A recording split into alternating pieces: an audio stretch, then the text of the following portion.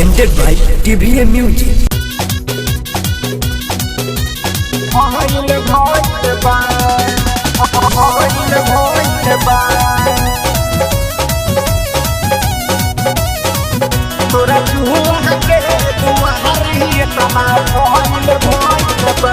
कतना लीलू घोटलू कतना कहले कोइल बह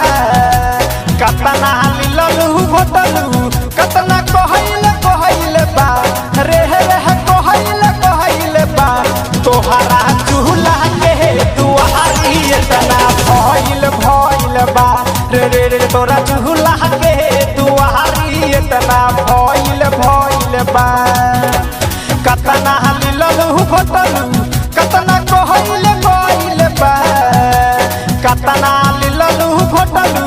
कतना कहले बा तोहरा चूल्हा के दुआरी इतना भइल बा रे तोरा चूल्हा के दुआरी इतना भइल बा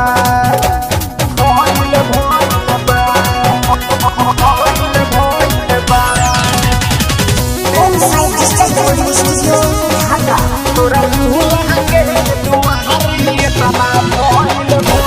बा तोरा चूल्हा के दुआरी इतना Presented by TVM Music. कहवा डल वहिलू कहवा खइलू चभोर के कतना लोग के छोड़ दिहलू हो में से झोर के कतना लोग के छोड़ दिहलू हो में से झोर के कहवा डल वहिलू कहवा खइलू चभोर के कतना लोग के छोड़ दिहलू हो में से झोर के अरे कतना दिन के बाद धोइल इतना मोइल भइल बा कतना दिन के बाद धोइल इतना मोइल भइल बा तोहरा चूल्हा के दुआरी इतना भइल बा तोहरा चूल्हा के दुआरी इतना भइल बा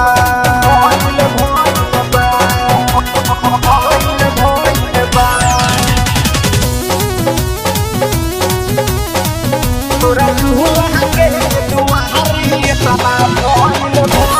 बा तोरा चूल्हा के दुआरी इतना भइल बा बारा बगथले हेरी जहावन परदेसी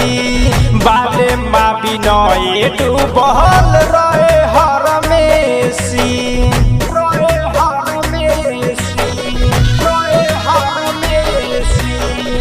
बारा बगथले हेरी जवान परदेसी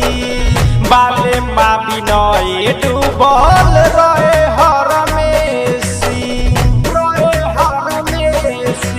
धके बाहरू जैसे केहू धइल कहल बा धके बाहरू जैसे केहू धइल कहल बा तोहरा चूल्हा के दुआरी इतना भइल बा तोहरा चूल्हा के दुआरी इतना भइल बा। Om Sai Digital Audio Studio, Dhaka.